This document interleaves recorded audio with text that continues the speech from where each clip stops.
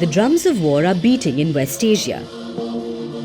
The region is witnessing tensions unlike ever before. The Israeli army is continuing with the ground offensive in Gaza. There's no sight of the hostages being held by Hamas. Hezbollah is threatening to open a new front against Israel. Cross-border firing between Israel and Lebanon is increasing. In the Red Sea, the Houthis continue to be a menace. Despite airstrikes by the US and UK, the Houthis continue to launch attacks on commercial ships. And there is one state that's acting behind the scenes. A clerical regime that threatens the dominance of America and Israel. Because there's one thing common between Hamas, Hezbollah and the Houthis, and that is the Islamic Republic of Iran.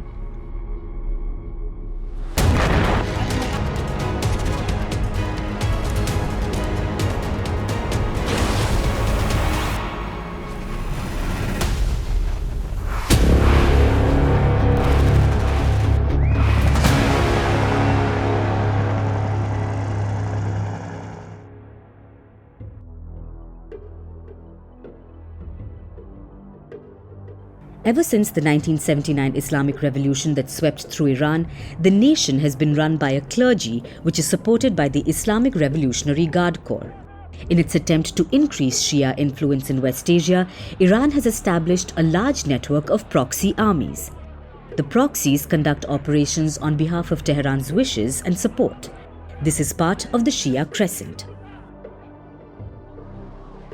Iran wants to unite Shia Muslims in West Asia as part of its ideology. This starts with the Houthis of Yemen. There's of course Iran with over 95% Shia population. Iraq and Syria are also in the sphere of influence, where multiple proxy forces are managed by Iran. Then there's Hezbollah in Lebanon and Hamas in Gaza. Iran's Shia influence is interconnected, an arch-like coverage giving it the name the Shia Crescent. Iran's influence and presence in these nations is massive. It comes in the form of emotional support, financial aid and weapons. And there is one particular Iranian unit that's responsible for managing the proxies.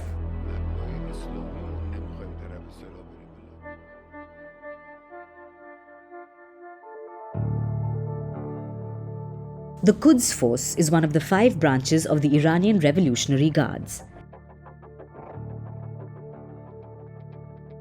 The Quds Force has at least 5,000 known combatants and hundreds of covert operatives.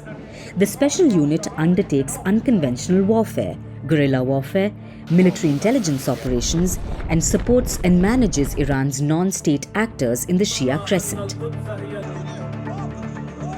The Quds Force is the same group which was headed by General Qasem Soleimani, who was assassinated by an American drone strike in 2020. Apart from the Quds, Iran has a force to reckon with. In the Global Firepower Index, the Shia nation is in the top 15, and Iran's firepower bothers America and its allies.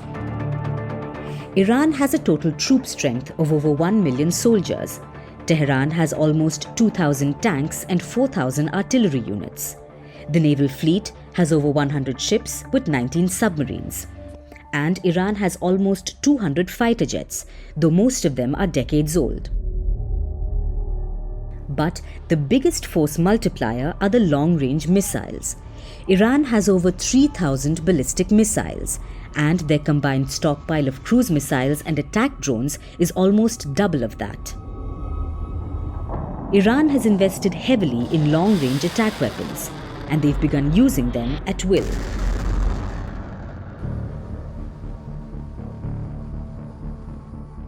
In the first month of 2024, Iran fired missiles into its neighbors multiple times. First, Iran struck the command center of Israel's spy agency Mossad in Iraq. Then, Iran fired a barrage of drones and missiles into Pakistan. The target was the Al-Adl militant group in Pakistan's Balochistan. And the most recent attack was on an American base in Iraq, which left a number of US military personnel injured. And Iran's justification for the preemptive strikes was national security. Our focus is on the Iranian terrorists on Pakistani soil. Before this conversation, I discussed with my colleague, the Foreign Minister of Pakistan, that we respect the integrity of Pakistan. We respect the integrity of Iraq, but we will not allow them to play with the security of our country.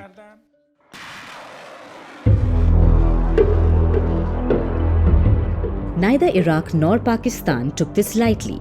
In fact, Pakistan retaliated with strikes on Iran. However, within 2 days, the two countries negotiated a truce.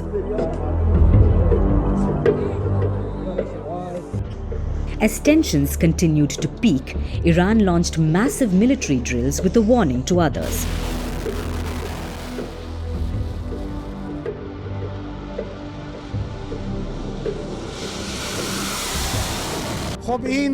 This military power should serve as a deterrence. Our air defense is strong, and these exercises improved it. It should be a warning to the enemies of Iran: do not threaten our country.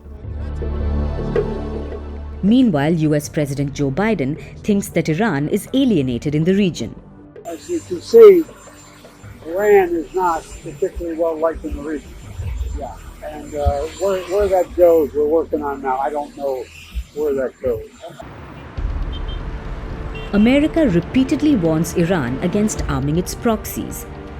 But even decades of economic blockade has not stopped them. Iran has worked on its nuclear program despite the sanctions.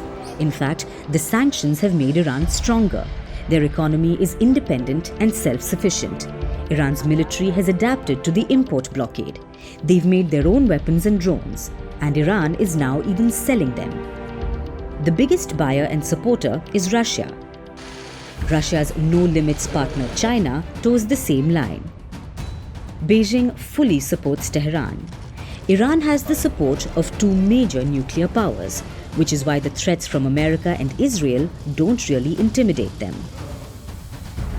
From missiles and drone strikes to hijacking oil tankers, the Shia nation is acting out against all its threats. But these actions will only push Iran one step closer to the brink of war.